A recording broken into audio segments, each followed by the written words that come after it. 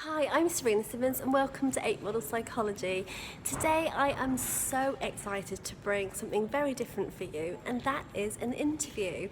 So I have come all the way to London today to interview someone called Djordje Gveric, and that is at the National Brain Bank here in London. So I have just interviewed George, who was absolutely amazing, so knowledgeable, and just was so generous with his time.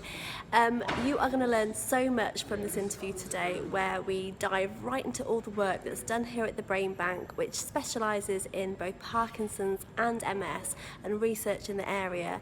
And not only do we get to talk to George and find out what he does here and the work that goes on at the bank, but he actually shows us some brains, which is just so phenomenally interesting. I could have really spent all day here listening to him talk and showing us what goes on. My name is Djordje Gveric. I'm the manager of the MS and Parkinson's Brain Bank, which is at Imperial College Hammersmith campus. We are one of the largest brain banks for multiple sclerosis and Parkinson's, apparently in Europe, maybe even in the world. Brain Bank is a facility that helps research. Essentially, we support research into multiple sclerosis and Parkinson's, and we also fulfill the last wish of all those people who are willing to donate tissue to help research. Is it just people with Parkinson's and MS that donate, or can it be anyone? Can be absolutely anyone.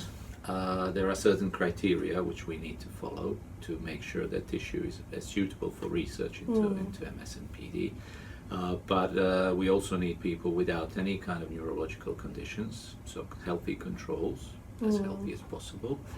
And then there is a group of conditions called Parkinson's Plus, which includes multiple system atrophy, progressive supranuclear palsy, essential tremor, and a few other ones. How long have you worked here? In this particular brain bank, this is now 10 years, it'll be 10 years in January. In this one? So you've worked in another one? In the previous one, 16 years. Oh, wow. There was the MS Brain Bank at the Institute of Neurology, and I worked there for for 16 years, with a brief excursion into investment banking in between. That's interesting. Which wasn't the right banking for me, I think. So I went back at the height of a financial crisis. I decided it's time to go back to brains. Yeah, it was basically a break from research, I think, because I've done 16 years of MS research, and I've worked with a brain bank at the same time.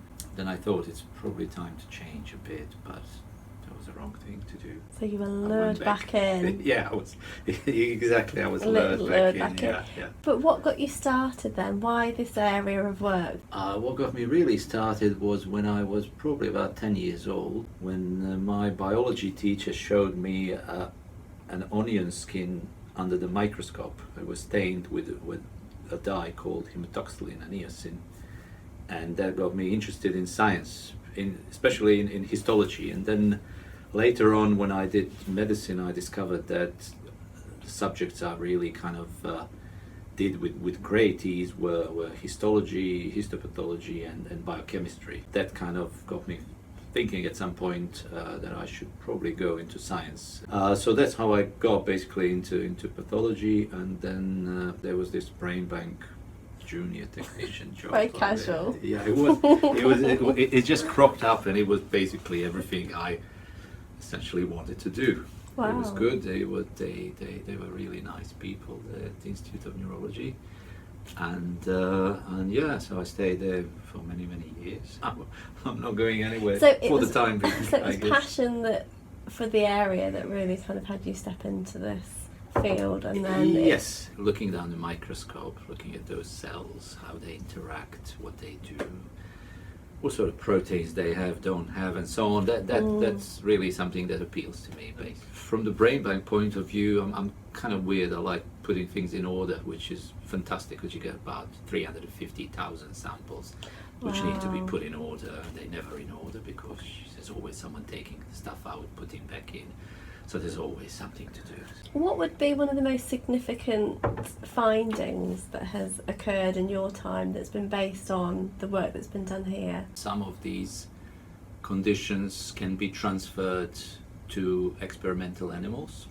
For instance, multiple system atrophy. If you use a protein isolated from the brain of someone with multiple system atrophy, you can induce similar condition in experimental animals, Right. which sort of confirms the prime theory for all these neurodegenerative conditions, which are based on some kind of aberrant protein that multiplies itself and starts damaging cells and so on. So that would be a significant finding for me. And then in multiple sclerosis, it's basically this a shift from MS being a demyelinating, what they call white matter condition, to essentially something more related to grey matter changes, more of a neurodegenerative condition, which is essentially a bit that's responsible for disability in multiple sclerosis rather than just inflammation and autoimmunity and so on. Is there anything that you're hoping might be done in the time that you're still working here? I would hope that we can find a better treatment for MS. I think that's one of the conditions that I've started working with, and I've met a lot of people with MS, and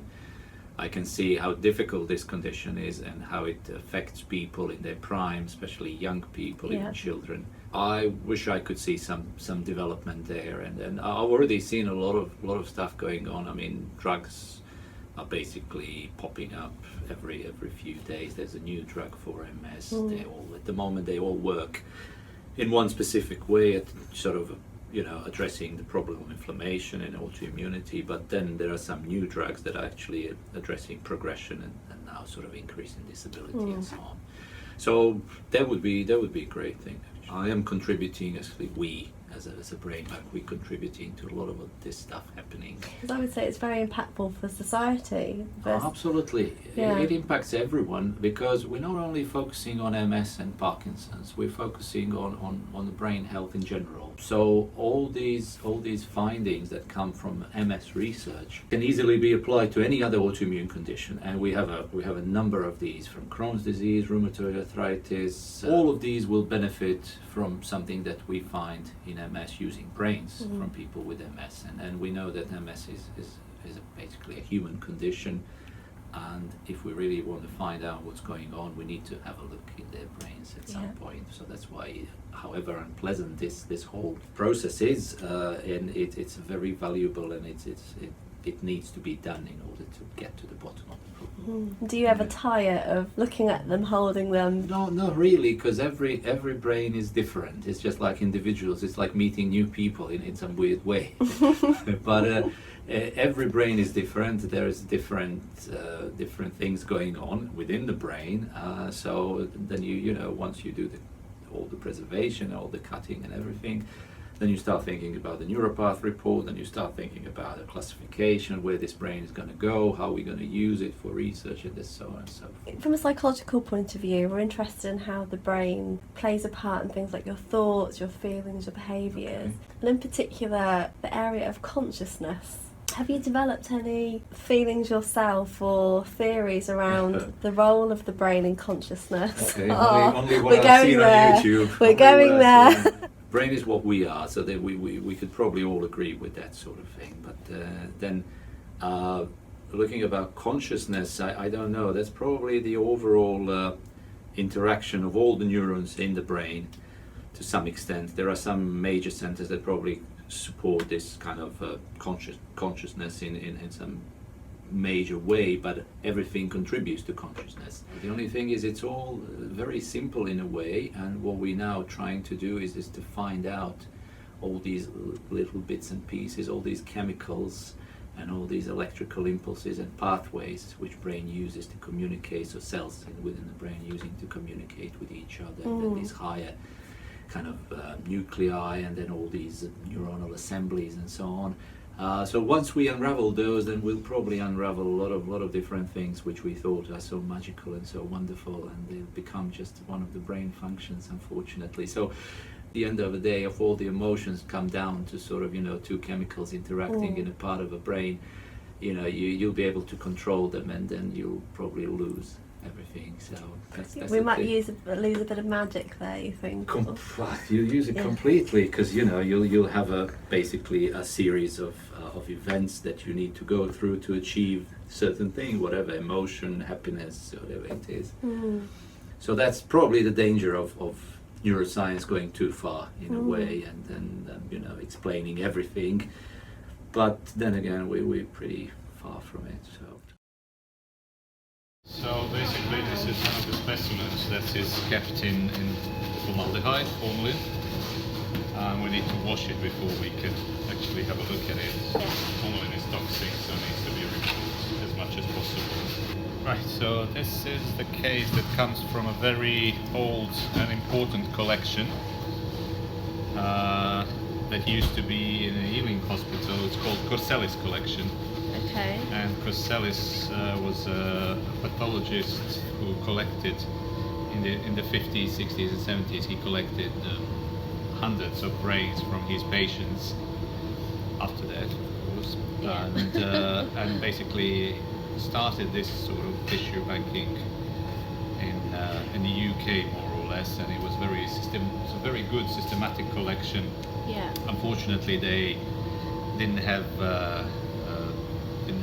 any means of supporting it, so one healing hospitals kind of closed it down. So some of the brains moved to this tissue bank, some of the brains went all over the place to Hong Kong, United States, and so on.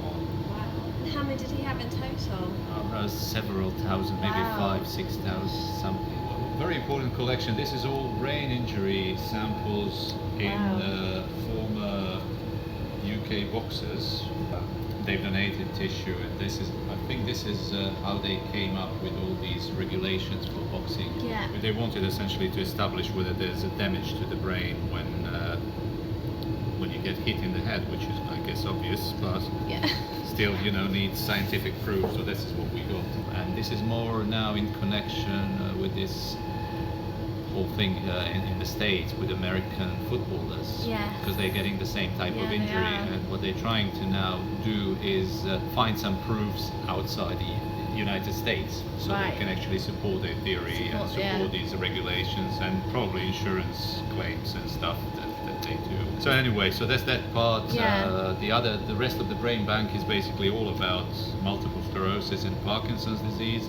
But we used some of these cases as just for display, public display, and for teaching. And essentially, this is what we get. We collect the whole brain and whole spinal cord, because conditions that we're interested in can affect any part of the Yeah. brain, especially multiple sclerosis. So in order to have a complete picture of what's going on in one of these patients, so we need the whole brain and whole spinal cord. Occasionally we collect brain only. Spinal cord is slightly more difficult to retrieve, so mortuaries are not always willing to do Yeah. it. But in any case, we'll get the whole brain, and Yeah. we will obviously examine the outside of the brain, have a look whether there are any changes that we need to note down, have a look whether all the appendages are in the right place. So these are the olfactory bulbs Right. used for smell. These are the optic nerves.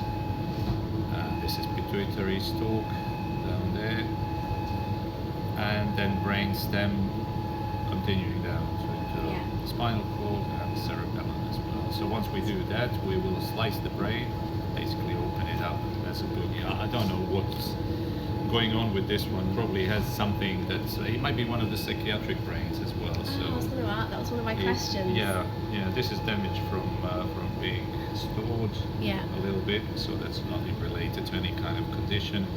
Yeah, it's been there for a good 20 Quite a years while, now. yeah. That's the beauty of these samples. They can be kept for many years, and you can always go back to them and learn a little bit more about it. So you can reuse these samples for many years to come. Mm. And on top of it, you can because the tissue is easy to handle. Yeah. And, you can scan them in the MRI and generate images, and then do histology on them, basically. So how many brains that are completely intact would you store here? How many do you have? Do you know? Not many, because Right. the procedure asks for brain being cut into slices. We take samples out for neuropath report, and then once we get the neuropath report, then the brains can be given to researchers. Right. So very few are stored intact. These are rare ones, as I said, because they're coming from the Corsellis collection, and only some that are basically waiting for dissection, some like those over there. it all depends what we choose at the time of death, what kind of preservation we choose. It all depends. If the conditions are favorable and the post-mortem time is relatively short, so under 24 hours, we'll bring the brain fresh in here and then just cut it into slices, blocks and so on. Yeah. If the conditions are not favorable, we can't reach the mortuary within 24 hours, so it goes over 24 hours up to 48, then we will fix the brain locally in the mortuary and then bring the whole brain here as a fixed specimen. Yeah. And essentially do the same thing as with frozen blocks. It's just the use is slightly different because frozen stuff is much better from the point of using experimental techniques, because you can use it in anything from genomics, proteomics to sort of biochemistry and so on, and even isolate live cells at the time when we get the specimen here. With fixed specimens, well, they're archival material, number one, so you can do the neuropath report and you can scan them in the MRI, so improve diagnosis and so on. So that's how it works. They're being prepared for teaching, so we need to make some cuts so we can illustrate basically things that are going on in the brain. But it's been done specifically to sort of show people what happens when you remove brainstem and cerebellum, which will be sitting there nicely, and expose the substantia nigra, which are these two lines there. And this is basically where problems with Parkinson's are. So there's a cell death in substantia nigra, so we just want to show people what's it like and where the problems are. Well, this is a very old one, 1973. There's no Parkinson's obviously does affect people. It affects people of any age. It affects people really. of all ages, although it's more frequent. The classic Parkinson's starts after the age of 60. Young onset starts before the age of 50, but you know, can appear any time. Fascinating. Thank you. Yeah, we're getting ready now to have a sort of a teaching collection, which will include specimens with other conditions, because we get some brain tumors, some strokes. I did wonder about that. So we do get a lot of that. Well, not a lot, because we're trying to avoid these cases because we can't use them for research. As soon as you have, apart from, for instance, Parkinson and MS, you have another major pathology in the brain and basically tissue. The whole thing gets too complicated, so people can't use this for research anymore. So that's why we tend to exclude these donors at the time of death, basically by asking different questions to health professionals. If there was a stroke, if there was a tumor, what kind of tumor was there, whether it's metastatic, is it in the brain? Because and then it's difficult. But some of these cases still get here, and then we use them for teaching. A very naive question. Is it not still worth having those brains to see to see what happens in terms of tumour? Or is it just because you specialise in what you specialise in? Or? That's part of the answer. It's down also to a license from the Human Tissue Authority. Because what we do, you can only store tissue for the specific purpose, and we're storing tissue for research into MS and Parkinson's. If we cannot use brains to do that kind of research, then we cannot just store them forever. We have a certain number of samples that we can use for teaching. For teaching Parkinson's again and multiple sclerosis, and to illustrate problems that might occur in it. But you cannot just take brains just because they're interested and keep them on the shelf. That doesn't work. It doesn't work that way. There has to be a purpose for stuff, and that's why we don't do it. I mean, Alzheimer's brain banks are, the majority of them actually work with Alzheimer's. We are the one of two Parkinson's brain banks and the only MS tissue bank. The MS is specific in many ways, and it's a different population as well, much younger people. So it's got different problems attached to it. Whereas Parkinson's is again towards this kind of dementia age, so it's usually clustered together with Alzheimer's. And indeed, Parkinson's pathology is always tainted a little bit by Alzheimer's pathology, so that's why it's difficult to diagnose it, to find out what's coming from the Alzheimer's side and what comes from the Parkinson's. You know, whenever you you have a chance to think about it. You're not rushing to explain things to other people, to show things to everyone, or do research and something like that. Then you start thinking how wonderful this thing is, and then it's the most sophisticated thing in the universe. I think our known universe. So. Absolutely, I couldn't agree more. Yeah. That's why I do what I do. We used to tell people this is the most valuable thing you have, so you should leave it in the bank. Yeah. You should have it on a T-shirt somewhere. Yeah, should have it on a T-shirt. But this is actually it. So these are the. It does make you think. When you take the brain, you know that someone's whole life is basically stored in that brain. A lot of donors have very sad stories, very sick people. Occasionally, I just tend to stick to the job in hand, the job and the getting science, the tissue ready, and so on. From time to time, you just think about, how does it all happen, and how is it all switched off so suddenly? And that's probably the only thought I have from time to time. How can people essentially get involved with the work that you do here, or contribute in some way? We need more donors, especially those with MS and Parkinson, as I said, but also people considered control donors. The easiest thing is to call the brain bank and chat about brain donation, or request a donor pack if someone wants to do it already, or for more information, sort of at a leisurely pace, to go to our website. Have you seen the film The Man with Two Brains there? Yes, we know that, especially when we use it when we go to collect brains. Then we call people man with 2, 3, occasionally 5 brains as well. So I saw that one. It's hilarious. And no good brain jokes or anything for you. Absolutely. Thank you so much. Really right. appreciate your time, and thank you for showing us around today. We really appreciate it. All the details that I mentioned today will be below the video. Don't forget, before you go as well, if you do like what you've seen, please click on the link below to subscribe, and that way you get this in your inbox every single week. Bye.